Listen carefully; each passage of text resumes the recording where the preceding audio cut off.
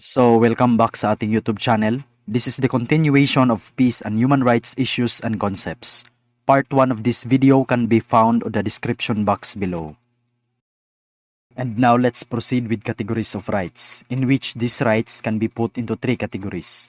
First ay yung civil and political rights. What does it mean? These are liberty-orientated and include the rights to life, liberty, and security of the individual, freedom from torture and slavery, political participation, freedom of opinion, expression, thought, conscience, and religion, freedom of association and assembly. At ito rin po ay tinatawag na first generation rights. And when we say liberty-orientated, it is understood as the state of being free within society from control, which is usually imposed by an authority or government. And the word orientated is typically used sa British English, and this is considered or synonymous to oriented sa American English. Second category, we have economic and social rights. So ito po ay isang security-orientated rights in which ang mga karapatan na magkaroon ng trabaho, edukasyon, and also a reasonable standard of living, such as food, shelter, and healthcare. So this is considered as the second generation rights. Last category, we have environmental, cultural, and developmental rights. These include the rights to live in an environment that is clean and protected from destruction, and rights to cultural, political, and economic development. At ito po ay considered as the third generation rights. These three categories represent the universal recognition that basic rights and fundamental freedoms are inherent to all human beings. Again, it is inalienable and equally applicable to everyone, and that every one of us is born free and equal in dignity and rights. And when we say that each person has human rights, we are also saying that each person has responsibilities to respect the human rights of others. So now, what do you think is the purpose why the Civil Service Commission include these human rights concepts sa exam? Ano sa palagay mo? This is for the purpose of teaching people about the international law or about human rights violations such as torture, which is very common and prevalent in our society today, and to teach people how to respect and protect rights, that every individual should be treated equal. Human rights education is all about helping people to develop to the point that where they understand human rights and where they feel that they are important and should be respected and defended. And now let's proceed with these common human rights issues in the Philippines, like drug war killings, red tagging and harassment of activists, attack against journalists, and lastly we have arbitrary detention. These human rights issues are very common in our country. First is yung drug war, which was started by former President Rodrigo Roa Duterte. And now let's try to read an article from hrw.org. Serious human rights abuses continued in the Philippines in 2021. On September 15, the International Criminal Court or ICC agreed to open a formal investigation into possible crimes against humanity committed during President Rodrigo Duterte's war on drugs from 2016 to 2019 and extrajudicial executions committed in Davao City in the southern Philippines from 2011 to 2016 when Duterte was mayor. So it is very clear, clearly stated na drug war has become serious when it comes to human rights abuse because it is considered as crimes against humanity. Kumbaga ito ay madugong labanan sa mga ipinagbabawal na droga dito sa ating bansa. And imagine almost 3 years ang war against illegal drugs from 2016 up to 2019, which constitutes extrajudicial killings. That is why, isa ito sa pinaka-issue when it comes to human rights violation. Kaya sabi dito, in July, the Philippine government and the United Nations launched a joint human rights program to address human rights violations and accountability failings in the country. reflecting domestic and international concerns about drug war killings. Second, we have red tagging and harassment of activists. The country's 52-year-long communist insurgency continued in 2021.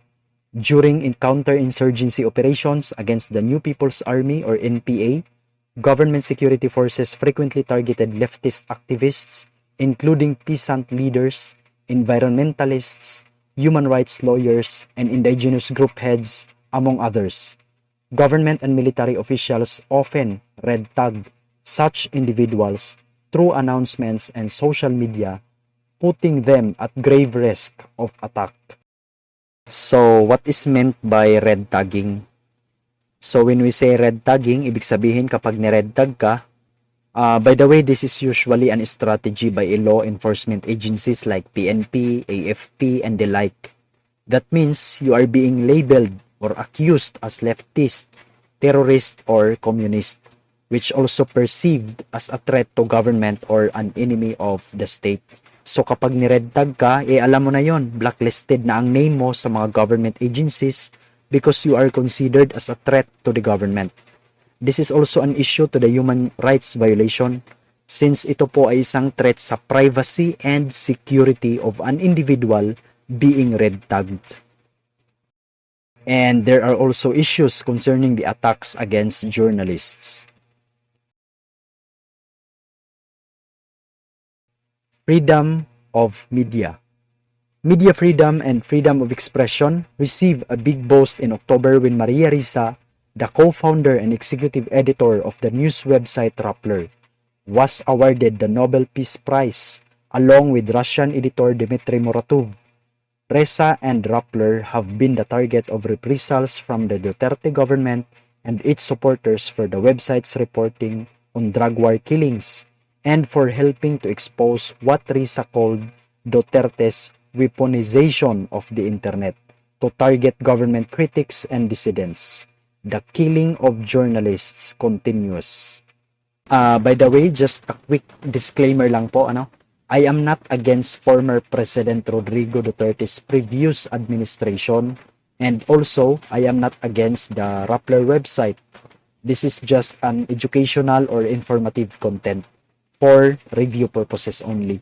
And this video does not against to anyone. Okay?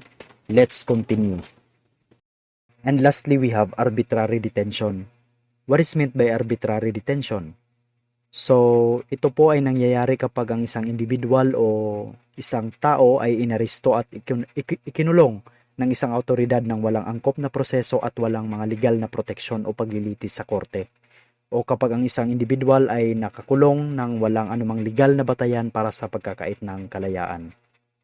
So, we have here an article from amnesty.org, Philippines 6 years on. Arbitrary detention of former Senator Laila de Lima continues. Amnesty International reiterates its urgent call for the Philippine authorities to immediately drop the fabricated charges against prisoner of conscience and former Senator Laila de Lima and ensure her immediate and unconditional release ahead of her 6-year in arbitrary detention. So, very clear, maliwanag na Laila de Lima or former Senator Laila de Lima is an example of this issue to arbitrary detention, which is a human rights violation. And now, dumako naman po tayo sa CHR or Commission on Human Rights. It is an independent constitutional office created under the 1987 Philippine Constitution with the primary function of investigating all forms of human rights violations involving civil and political rights in the Philippines. So, ang CHR po ay pinaka-common nila na kategory na pinoprotektahan ay yung first generation of rights, which is the civil and political rights. So, bilang isang independent institution, ang komisyon po ay nangangako na matiyak nila ang kahalagahan ng lahat ng mga karapatang pantao at ang kanilang proteksyon, pagtataguyod at katuparan batay sa pagkakapantay-pantay at walang diskriminasyon, lalo na para sa mga nasa marginalized sector o yung mga nasa laylayan. The CHR became officially organized on May 5, 1987 under the Executive Order 163 issued by then President Corazon C. Aquino. The CHR derives its powers and authorities from national and international statutes. So again, it was established by virtue of Executive Order 163 sa panahon ni dating Pangulong Corazon C. Aquino. Because at that time, the 1987 Philippine Constitution was in force on February 11, 1987. So, ibig sabihin, few months later from the effectivity of the Constitution, the CHR was then established. Ang mga karapatang pantao dito sa ating bansa ay pinoprotektahan ng Philippine Constitution upang matiyak na ang mga tao sa Pilipinas ay mabubuhay ng mapayapa at may dignidad, ligtas mula sa pang-aabuso ng sinumang individual o institusyon, kabilang na ang Estado. But always remember that our rights end when the rights of others begin. For example, yes, you are entitled or allowed to express your freedom of expression or opinion, but that right will end if the rights of others are compromised. So, kahit na may freedom of expression ka, but it is also limited kung may naaapakan ka ng ibang tao. So, there should be a harmonious relationship with other people in the society. So, we have here some peace concepts that are relevant in the context of the Philippines. First, we have conflict resolution. It is the process of resolving disputes between parties in a peaceful and constructive manner. Here in the Philippines, conflict resolution has been a key approach to addressing issues related to insurgency and separatism. So, ang conflict resolution po ay tumutukoy sa proseso ng pamamahala at paglutas ng mga hindi pagkakaunawaan o hindi pagkakasundo sa pagitan ng mga individual, grupo o isang bansa. Conflict may arise from a variety of sources, so including differences in values, beliefs, interests, or resources. Resolving conflicts effectively requires a careful and thoughtful approach with a focus on finding a mutually acceptable solution that addresses the underlying issues and concerns. Also, we have peace building. It is the process that aims to prevent the outbreak or recurrence of violent conflict by addressing underlying causes of conflict, promoting social cohesion, and building institutions that support peace. The Philippines has seen many initiatives aimed at peace building, including the Bangsamoro Peace Process. Ang peace building ay tumutukoy sa proseso ng paglikha ng sustainable peace in societies affected by conflict, violence, or other forms. Ito ay isa ring multifaceted na diskarte which involves a range of activities aimed at addressing the root causes of conflict, and at the same time, promoting reconciliation and dialogue, and fostering social and economic development. Next, we have reconciliation, where it is the process of repairing relationships between groups that have been in conflict. Here in the Philippines, reconciliation has been an important component of peace efforts in the aftermath of conflict, particularly in Mindanao. So, ang reconciliation po ay maaaring magkaroon ng maraming iba't ibang anyo, depende sa kalikasan at saklaw ng tunggalian. So, for example, it might involve a public apology from one party to another, or the establishment of truth and reconciliation commissions to investigate past abuses. At ang reconciliation po is a critical component of peace building since it provides a path forward for individuals and communities who have been divided by conflict, and by promoting as well healing and understanding. And reconciliation can help to prevent future conflicts and to build more resilient and inclusive societies.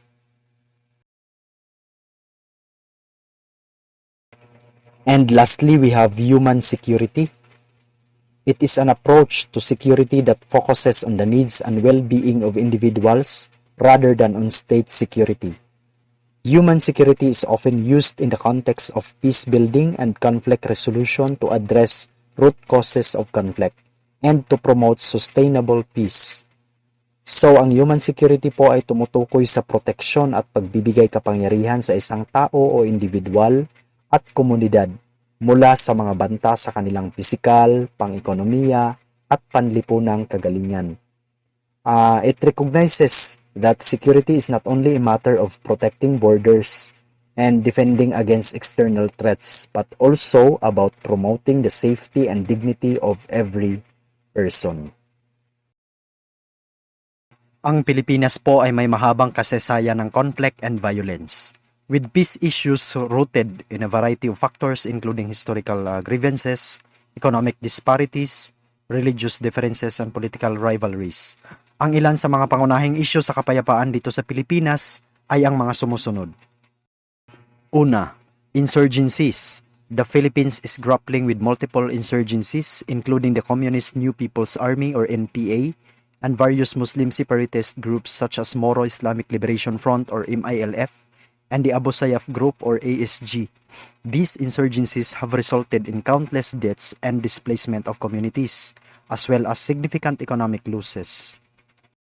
And so, para matugunan ang insurgency sa Pilipinas, kailangan ang isang comprehensive na diskarte na tumutugon sa mga ugat ng hidwaan at karahasan.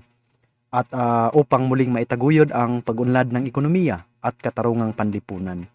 This includes addressing historical injustices, so pagbibigay ng mga pangunahing serbisyo sa mga marginalized na community at paglikha ng mga pagkakataon para sa pakikilahok sa politika at pagsulong ng ekonomiya. At nangangailangan din ito ng patuloy na pagsisikap na bumuo ng tiwala sa pagitan ng gobyerno at ng mga tao, and to address human rights concerns related to the conduct of military and police operations. Next is political violence. Political rivalries have often led to violence in the Philippines, assassinations, extrajudicial killings, and violent clashes between political factions are common. These incidents have contributed to a climate of fear and distrust in the country. One factor contributing to a political violence in the Philippines is the culture of impunity, na kung saan ang mga gumagawa ng karahasan ay madalas na hindi napaparusahan. Malaki ang epekto ng political violence sa mga Pilipino. Kasi lumilikha ito ng climate of fear and distrust, discourages political participation and engagement, and undermines the credibility of democratic institutions. Mayroon din itong nakakatakot na epekto dahil ang mga mamamahayag ay madalas na pinupuntirya dahil sa kanilang pag-uulat sa mga isyu tungkol sa politika. Next, we have human rights abuses. The Philippines has been criticized for its human rights record, particularly under the administration of President Rodrigo Duterte. Extrajudicial killings, arbitrary arrests, and other abuses have been reported, particularly in the government's war on drugs. Ang war on drugs kasi dito sa Pilipinas ay isang kampanya ng gobyerno upang sugpuin ang iligal na droga sa ating bansa. Ito po ay inilunsad na noong 2016 sa ilalim ng pamumuno ni Pangulong Rodrigo Duterte.